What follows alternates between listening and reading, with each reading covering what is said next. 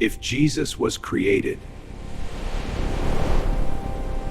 explain this. Some say Proverbs 8:22 proves Jesus the wording to say produced. So the claim is simple. But keep reading. Verse 23 says, from everlasting. Created things are not everlasting. They have a beginning. Now look at John 1:3. All things were made by him, and without him was not anything made that was made.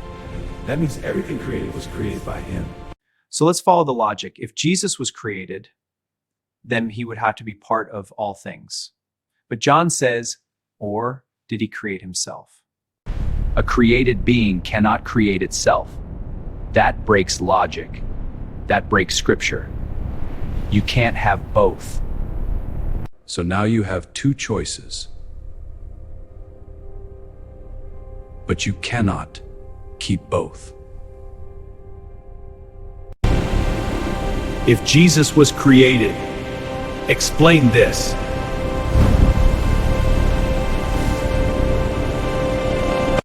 Watch this carefully.